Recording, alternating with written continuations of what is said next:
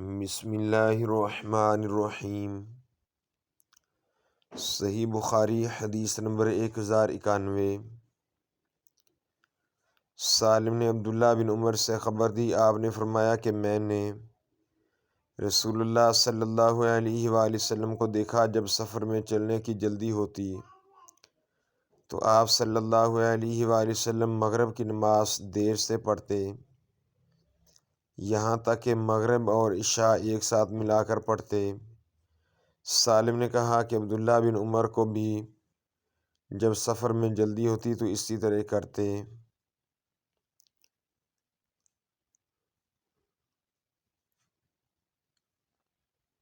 سالم نے بیان کیا کہ ابن عمر مزدلفہ میں مغرب اور عشاء ایک ساتھ جمع کر کے پڑھتے تھے۔ سالم نے کہا کہ ابن عمر نے مغرب کی نماز اس دن دیر میں پڑھی تھی جب انہیں ان کی بیوی صفیہ بنت ابی عبید کی سخت بیماری کی اطلاع ملی تھی۔ چلتے ہوئے میں نے کہا کہ نماز یعنی وقت ختم ہوا چاہتا ہے، لیکن آپ نے فرمایا کہ چلے چلو۔ پھر دوبارہ میں نے کہا کہ نماز، آپ نے پھر فرمایا کہ چلے چلو۔ اس طرح جب ہم 2 یا 3 میل نکل گئے تو آپ اترے اور نماز پڑھی۔ پھر فرمایا کہ میں نے خود دیکھا ہے کہ جب نبی کریم صلی اللہ علیہ وآلہ وسلم سفر میں تیزی کے ساتھ چلنا چاہتے تو اسی طرح کرتے تھے۔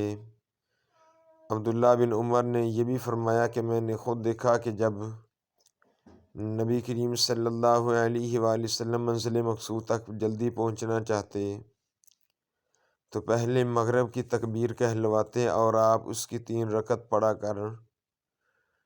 کر سلام پھیرتے، پھر تھوڑی دیر ٹھہر کر عشاء پڑھاتے اور اس کی 2 ہی رکعت پر سلام پھیرتے۔ عشاء کے فرض کے بعد آپ سنتے وغیرہ نہیں پڑھتے تھے، آدھی رات کے بعد کھڑے ہو کر نماز پڑھتے۔ صحیح بخاری حدیث نمبر 1092۔ لیث بن سعد نے اس روایت میں اتنا زیادہ کیا کہ مجھ سے یونس نے ابن شہاب سے بیان کیا کہ سالم نے بیان کیا کہ ابن عمر رضی اللہ تعالی عنہ مزدلفہ میں مغرب اور عشاء ایک ساتھ جمع کر کے پڑھتے تھے۔ سالم نے کہا کہ ابن عمر نے مغرب کی نماز اس دن دیر میں پڑھی تھی جب انہیں ان کی بیوی صفیہ بنت ابی عبید کی سخت بیماری کی اطلاع ملی تھی۔ چلتے ہوئے میں نے کہا کہ نماز یعنی وقت ختم ہوا چاہتا ہے، لیکن آپ نے فرمایا کہ چلے چلو۔ پھر دوبارہ میں نے کہا کہ نماز، آپ نے پھر فرمایا کہ چلے چلو۔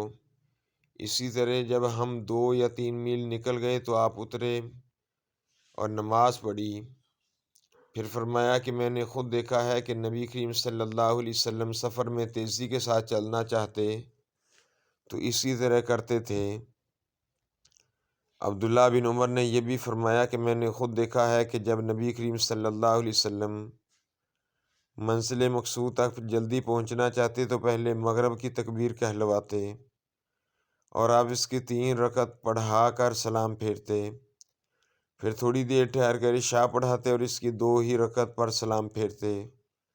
عشاء کے فرض کے بعد آپ سنتے وغیرہ نہیں پڑھتے تھے، آدھی رات کے بعد کھڑے ہو کر نماز پڑھتے۔